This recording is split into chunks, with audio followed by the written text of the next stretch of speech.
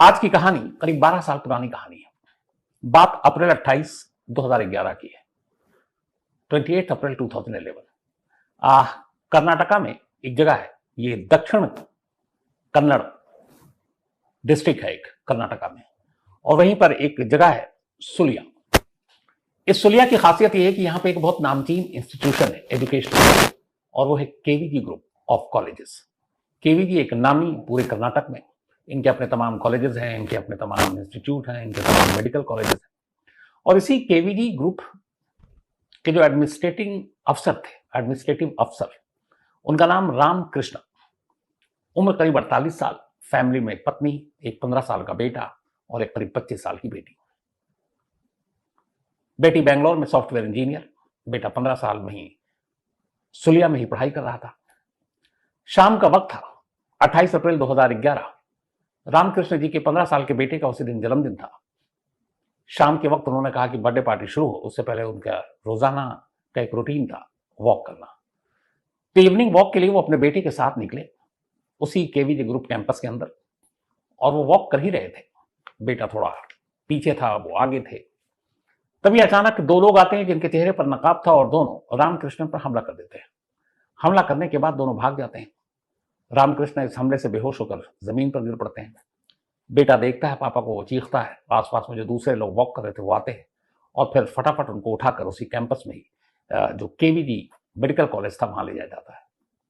वहां जाने के बाद डॉक्टरों से पता चलता है कि उनकी मौत हो चुकी है, वो भी सरेआम। फौरन पुलिस मामले की तफ्तीश शुरू कर देती है।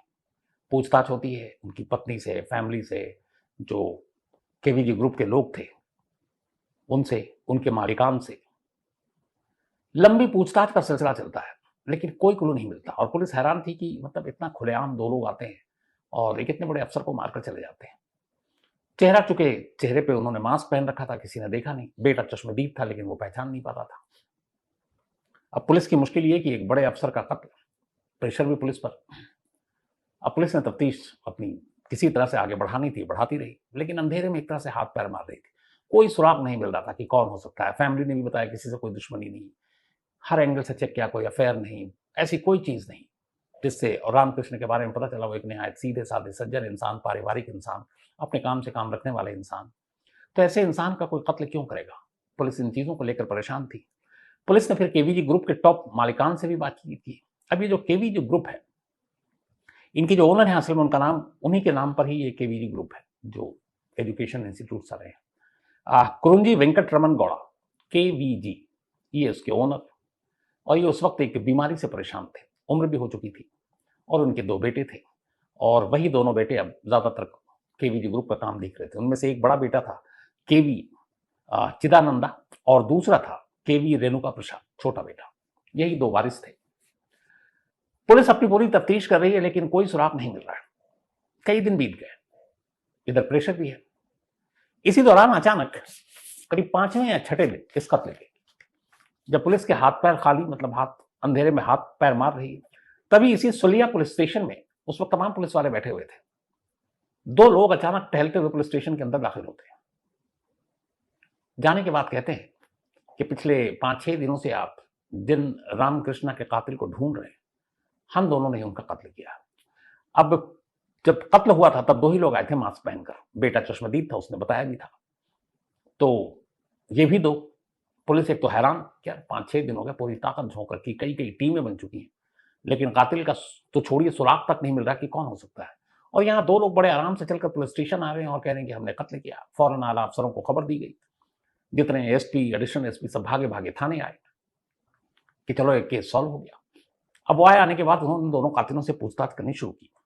दोनों ने अपना नाम वाम बताया। फिर उन्होंने बताया कि हमने इसलिए मारा कि हमारा कुछ पैसे का लेन देन था। अब पुलिस ने उनसे पूछा कि अच्छा ये बताओ, तुमने कैसे कैसे मारा, कहां पर थे, कब से पीछा किया, क्योंकि 6:45 का इंसिडेंट था। लेकिन जो बेटे ने कहानी सुनाई थी, क्योंकि इकलौता चश्मदीद विटनेस वही था, कि हमलावर कैसे आया और फिर कैसे मारा और किधर भागे। पुलिस उन दोनों को लेकर स्पॉट पर भी गई।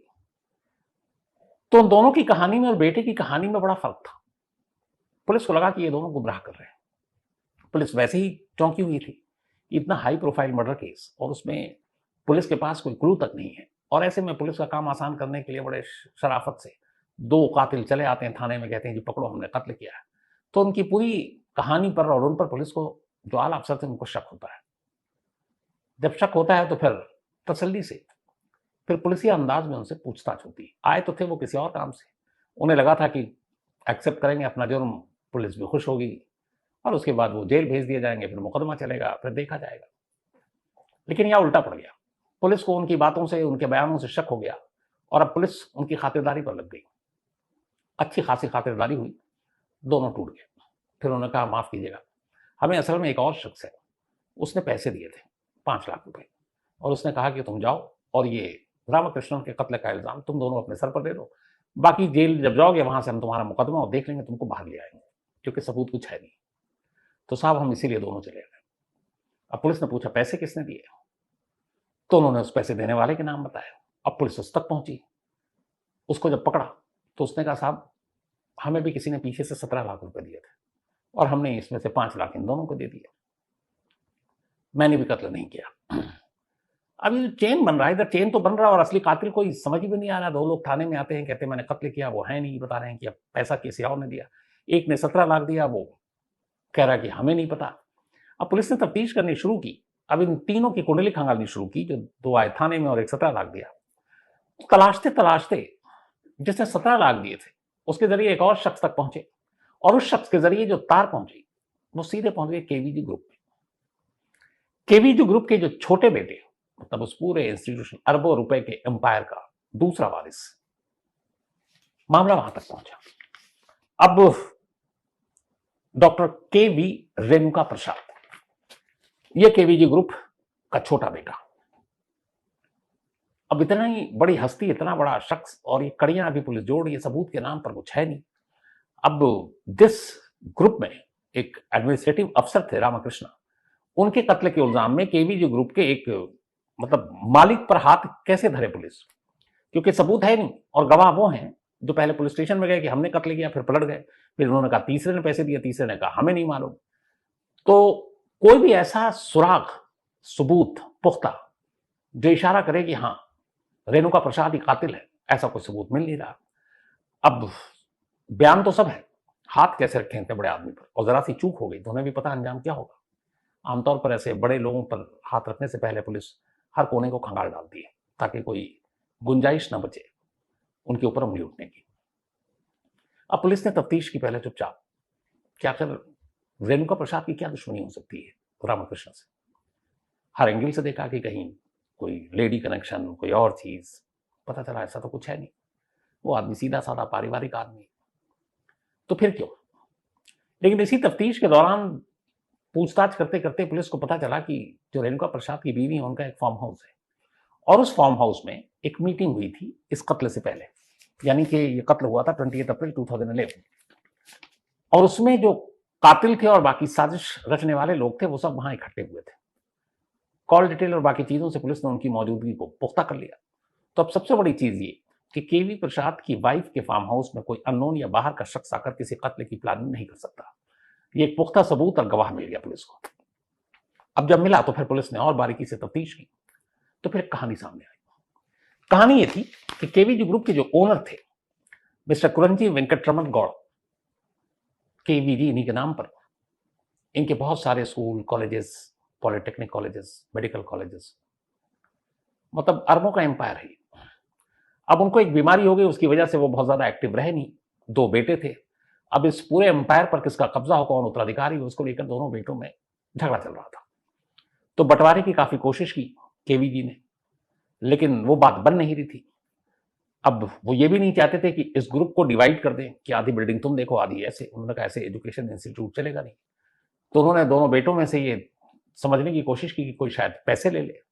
तो उन्होंने पहले 16 करोड़, फिर 20 करोड़ एक बेटे को देकर के तुम पैसे ले लो, एक ये ले लो, पर बात नहीं बन रही थी। लेकिन इस बात न बनने से फिर रामकृष्ण के कत्ल का क्या मामला। तो अब जब पुलिस केवीजी के अंदर घुसी और तमाम स्टाफ से और तमाम केवीजी से ही खुद बात की, उसके बड़े बेटे से बात की मिस्टर चिदानंदा, तो पता चला कि जब भी एम्पायर के बंटवारे की बात होती थी तो उस बंटवारे की मीटिंग में हमेशा रामकृष्णा जरूर मौजूद रहते थे। और उसकी वजह यह थी कि रामकृष्णा केवीजी के बहुत करीब थे, उनकी फैमिली बॉन्डिंग थी, फैमिली रिलेशन थे।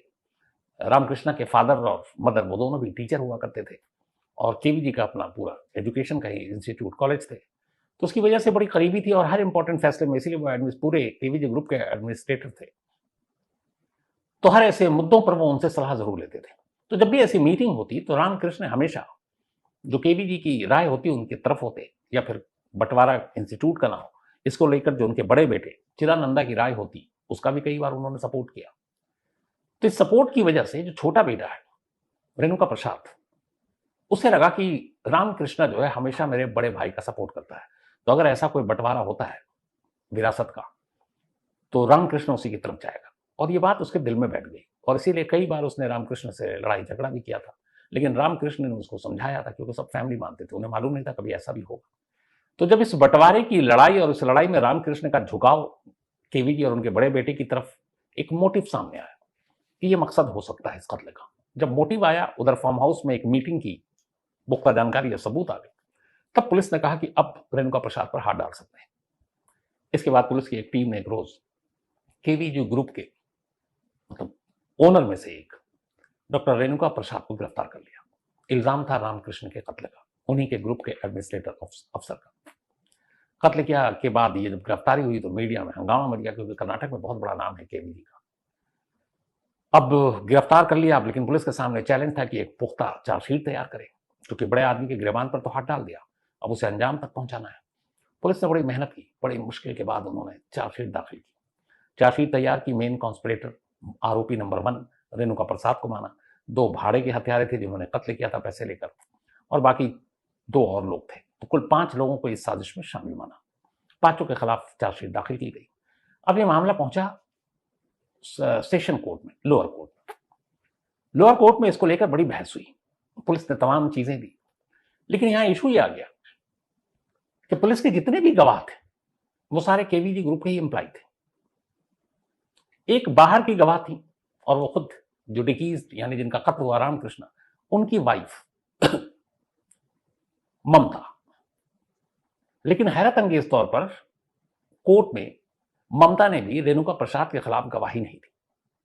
तो बाकी जो है केवीजी ग्रुप के एम्प्लॉय थे वो तो हॉस्टाइल हो गए, बदल गए, उन्होंने हर चीज से मना कर दिया कि नहीं, कभी जायदाद के बंटवारे को लेकर उनका गुस्सा नहीं था, कभी ऐसा नहीं था।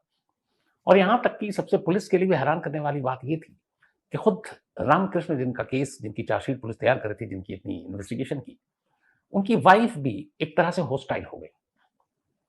अब ये सारी चीजें हो गई, कोर्ट में ट्रायल के बाद जजमेंट का दिन आया, और बड़ी हैरानी हुई तब जब पहली बार में लोअर कोर्ट ने तमाम दलीलों और बहस के बाद रेणुका प्रसाद समेत तमाम 5 लोगों को बरी कर दिया। कोर्ट ने अपने जजमेंट में कहा कि ऐसा कोई सबूत, ऐसा कोई चश्मदीद पुलिस पेश नहीं कर पाई जिससे यह साबित हो कि रामकृष्ण के कत्ल में कहीं भी रेणुका प्रसाद या बाकी के उसके 4 लोगों का हाथ है। और ऐसा एक भी गवाह पुलिस अदालत तक नहीं ला पाई। जितने भी अदालतों के नाम पुलिस ने अपनी चार्जशीट में दाखिल किए थे केस में, वो सारे गवाह जो आए भी कोर्ट में, तो पुलिस के उलट उन्होंने बयान दे दिया। तो इसीलिए कोई सबूत नहीं है, ये कहकर कोर्ट ने छोड़ दिया। जब छोड़ा तो हंगामा मच गया, पुलिस के ऊपर काफी उंगलियां उठी, ये भी उठा कि कितने बड़े नामचीन इंसान को पुलिस ने बेवजह उठाया, बेवजह कत्ल में फंसाया। अब पुलिस की इज्जत एक तरह से मिट्टी में मिल गई। लेकिन पुलिस को मालूम था कि नहीं, गवाह जरूर पलटे हैं, केस में दम है। इसके बाद उन्होंने इस फैसले को लोअर कोर्ट के कर्नाटक हाई कोर्ट में चैलेंज किया, और कर्नाटक हाई कोर्ट में जब चैलेंज किया तो जो सरकारी वकील थे वो एक नए नए आए थे, बड़ा जोश था उनके अंदर। उन्होंने पूरी चार्जशीट पढ़ी और उन्होंने वो पॉइंट्स निकाले जो शायद लोअर कोर्ट ने देखे नहीं, और उसके बाद उन्होंने फिर अपनी पूरी एक बहस तैयार की, सारे विटनेस, सारे सबके बयान। और उस बहस को कोर्ट जब शुरू हुआ, हाई कोर्ट में बहस, तो उन्होंने सबसे पहले हॉस्टाइल विटनेस पर ही बात की, और बड़े अच्छे ढंग से रखा कि जिस शख्स के ऊपर कत्ल का मुकदमा चल रहा है और पुलिस के जितने भी गवाह हैं वो उसी के इंस्टीट्यूशन से जहां से उनकी नौकरी चलती है, तो कोई भी अपनी नौकरी क्यों दांव पर लगाएगा सच बोलकर। इसलिए वो डर गए। हाँ, हैरत इस बात की थी कि रामकृष्ण की वाइफ ने भी अपना बयान बदल दिया। अब उनके हॉस्टाइल होने की वजह नहीं मालूम, लेकिन सिर्फ गवाहों की बात नहीं है, गवाह हॉस्टाइल होते हैं, बहुत सारे केसेस में होते हैं, लेकिन यहाँ कुछ पुख्ता सबूत है। जैसे सबसे इंपॉर्टेंट ये है कि रेणुका प्रसाद के फार्म हाउस के अंदर जो मीटिंग हुई थी, उस मीटिंग की गवाही थी, और जो अक्यूज थे उन्होंने बयान दिया था। इसके अलावा जो भाड़े के हत्यारे थे उन्होंने फिर जो पैसे का लेन देन हुआ उसके भी प्रूफ कि ये कहां से आए। रेणुका प्रसाद से डायरेक्ट जो उनका सेकंड था वो और सेकंड ने थर्ड को दिया, वो चेन स्टैब्लिश किया। तो हाईकोर्ट में इस केस को बड़े बेहतरीन ढंग से सरकारी वकील ने लड़ा। अंजाम ये हुआ कि 2016 5 अक्टूबर 5 अक्टूबर 2016 को पूरे कर्नाटक की नजर इस केस के फैसले पर थी, क्योंकि पहली बार ऐसा था कि लोअर कोर्ट ने अपने हाई प्रोफाइल केस में हर एक को बरी कर दिया था और सबको ये लग रहा था कि चूंकि सारे सबूत वही हैं, सारे गवाह वही हैं, गवाह तो हॉस्टाइल भी हो चुके हैं, तो शायद हाईकोर्ट का फैसला भी वही होगा और कर्नाटक पुलिस की एक बार फिर भद्द पिटेगी। लेकिन हाईकोर्ट ने ऐसा नहीं किया। 5 अक्टूबर 2016 को हाईकोर्ट ने अपना फैसला सुनाया।